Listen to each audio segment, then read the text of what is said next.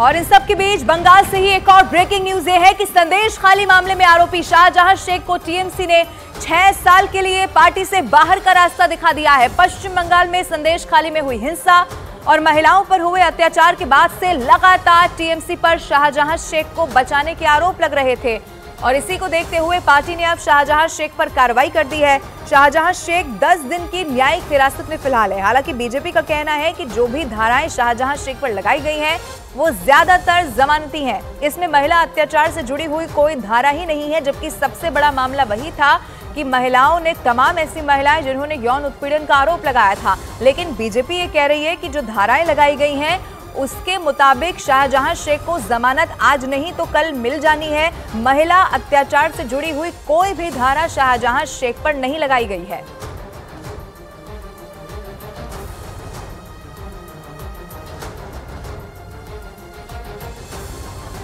लोगों को ममता बनर्जी ने लीज देके रखा है।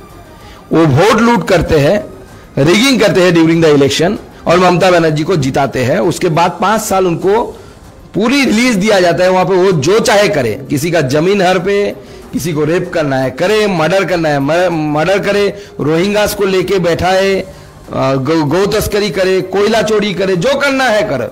ऐसे बहुत जगह पे ऐसे शेख शाहजहां जैसे लोग बैठे हुए हैं। जब तक इन शेख शाहजहानों की व्यवस्था नहीं होती तब तक बंगाल सुधरेगा नहीं।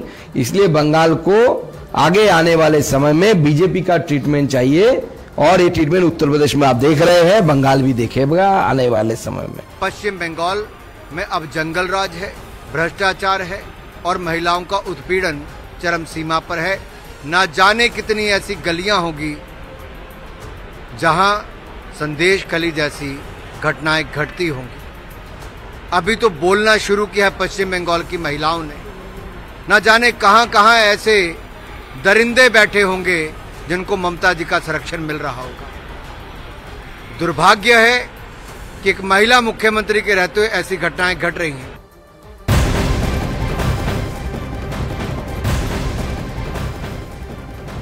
एक ब्रेकिंग न्यूज, लखीमपुर खीरी में बीजेपी सांसद बृजभूषण सिंह ने कांग्रेस नेता राहुल गांधी पर विवादास्पद बयान दे दिया है। राहुल गांधी पर निशाना साधते हुए बृजभूषण सिंह ने कहा कि राहुल गांधी एक गैर जिम्मेदार और अपरिपक्व नेता है। ये दुर्भाग्य है कि वो नेहरू खानदान में पैदा हुए, राजीव उनके पिता हैं, लेकिन राजनीति में उनकी समझ जीरो है। तो ये सबसे बड़ी खबर आपको बता रहे हैं। विवादास्पद बयान दिया गया, राजनीति में राहुल गांधी की समझ जीरो है, ये बृजभूषण सिंह की तरफ से कहा गया। और ये भी कहा कि ये दुर्भाग्य है कि वो नेहरू खानदान में पैदा हुए, राजीव गांधी उनके पिता हैं, लेकिन राजनीति में उनकी समझ जीरो रही। राहुल जी एक गैर जिम्मेदार नेता हैं, अपरिपक्व नेता हैं।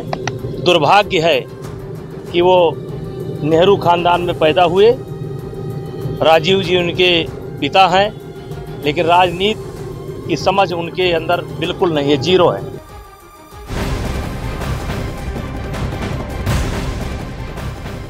महाराष्ट्र में महाविकास आघाड़ी में लोकसभा सीटों को लेकर अभी भी सहमति नहीं बन पाई है।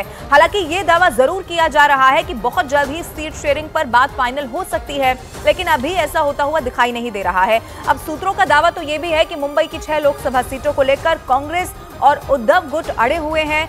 दोनों ही लोकसभा की 4-4 सीटों पर चुनाव लड़ने पर अड़े हैं। सूत्रों का दावा यह भी है कि इस मामले में राहुल गांधी ने उद्धव गुट को फोन भी किया था, लेकिन उसके बाद भी ये सहमति बन नहीं पाई है। और आखिर सहमति कब और कैसे बनेगी ऐसे वक्त में जब लोकसभा चुनाव में बहुत कम समय रह गया है? ये महाराष्ट्र के लिहाज से बहुत बड़ा सवाल है। दोनों ही 4-4 सीटें चाहते हैं और मुंबई में मैं आपको बता दूं लोकसभा की यहाँ पर 6 सीटें जिनको लेकर पेच फंसा हुआ दिखाई दे रहा है। ये सबसे बड़ी खबर है। महाविकास आघाड़ी से जुड़ी हुई, महाराष्ट्र से जुड़ी हुई लोकसभा सीटों को लेकर फाइनल फॉर्मूला क्या है, कौन कितनी और कहां से चुनाव लड़ रहा है, ये अभी भी कोई नहीं जानता। दावा ये है जो पहले से किया जा रहा है, बहुत जल्दी फाइनल मुहर लग जाएगी, लेकिन कब ऐसा किसी को नहीं पता।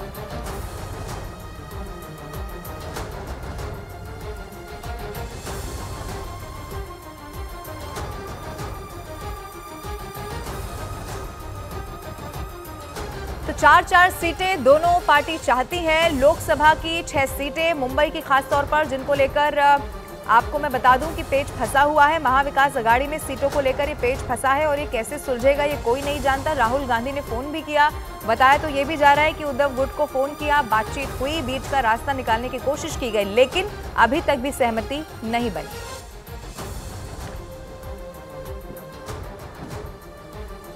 और अब महाविकास अघाड़ी के दलों का दावा यह है कि 2 दिनों में सीट शेयरिंग का जो पूरा फॉर्मूला है वो सबके सामने आ जाएगा। लेकिन अभी तक जो फॉर्मूला सामने आया है वो क्या कहता है वो मैं आपको बता देती हूं। इसमें उद्धव ठाकरे गुट 20 सीटों पर चुनाव लड़ने के लिए तैयार यहां पर दिखाई दे रहा है, ये आप ग्राफिक्स के जरिए समझिए। इसके अलावा शरद पवार गुट को 10 सीट मिलने का यहां पर बात सामने आ रही है। कांग्रेस को 18 सीट की बातचीत यहां पर चल रही है। इसके अलावा आपको मैं ये भी बता दूं कि वीवीए और 8 खाली सीटों पर ये जो पेच फंसा हुआ है ये माना जा रहा है। एनसीपी का शरद पवार गुट 9 से 10 सीटों पर अपने प्रत्याशी उतारने को राजी है। 15 से 18 सीटों पर कांग्रेस भी अपने प्रत्याशी उतारने को तैयार दिखाई दे रही है।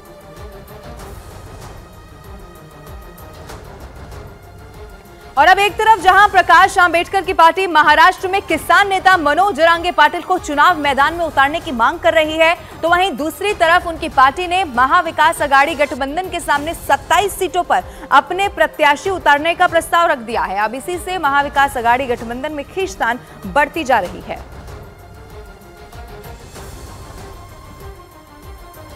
प्रचार केला होता, आमचे विनायक राऊत आणि सगळे इथून जे निवडून आले म्हणून तुम्ही तिकडे पंतप्रधान बसलात। तो आपको ये बता दूं कि महाराष्ट्र में सीट शेयरिंग का फॉर्मूला क्या होगा, कौन कितनी सीट पर चुनाव लड़ रहा है, ये अभी तक भी साफ नहीं हो पाया है। मनोज जरांगे पाटिल, ये नाम आपको याद होगा, जो मराठा आरक्षण को लेकर चर्चा में आए, अब उनको भी चुनाव लड़ाने की मांग यहां पर की जा रही है। हमने इन 27 जगहों के साथ ही कुछ मांगे हमने और रखी है, जिसमें जालना से लोकसभा मतदार संघ के लिए श्री मनोज जरांगे पाटिल और पुणे लोकसभा मतदार संघ में से डॉक्टर अभिजीत वैद्य, इनको महाविकास आघाड़ी ने हमारा कॉमन कैंडिडेट करके डिक्लेयर करना चाहिए।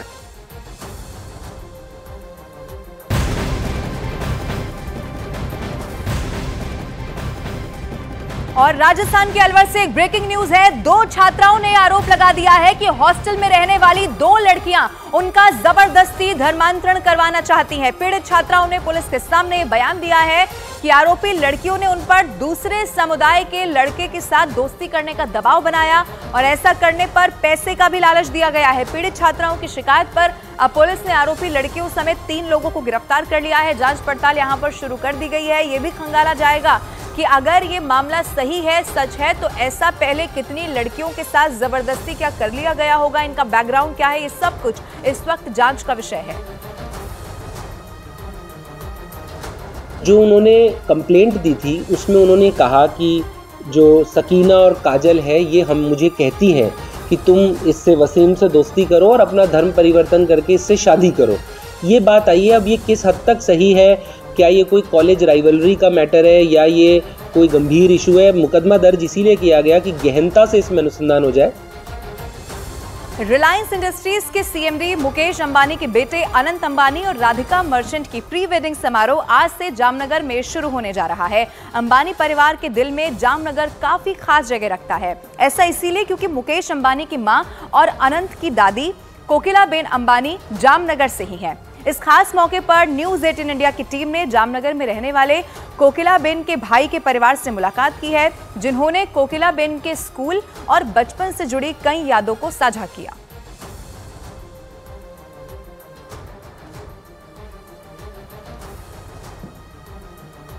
अनंत अंबानी और राधिका मर्चेंट की प्री वेडिंग सेरेमनी को लेकर जामनगर के युवा भी बहुत ज्यादा उत्साहित दिखाई दे रहे हैं। उन्होंने जामनगर में प्री वेडिंग कार्यक्रम आयोजित करने के लिए अंबानी परिवार को धन्यवाद दिया और न्यूज 18 इंडिया के कैमरे पर अपनी खुशी का भी इजहार किया है। हमारे साथ जामनगर का युवा वर्ग जुड़ा है, उससे सीधी बात करेंगे। क्या कहेंगे, जामनगर में प्री वेडिंग सेरेमनी होने जा रही है और कई सारे लोग यहाँ पे आ चुके हैं और आने वाले भी है। पहले तो मैं सबसे पहले अनंत अंबानी का धन्यवाद करूंगा, क्योंकि उन्हीं की वजह से जो हम फिल्म स्टार टीवी पे देखते आ रहे हैं वो आज हमारे खुद के घर के आंगन में आ रहे हैं।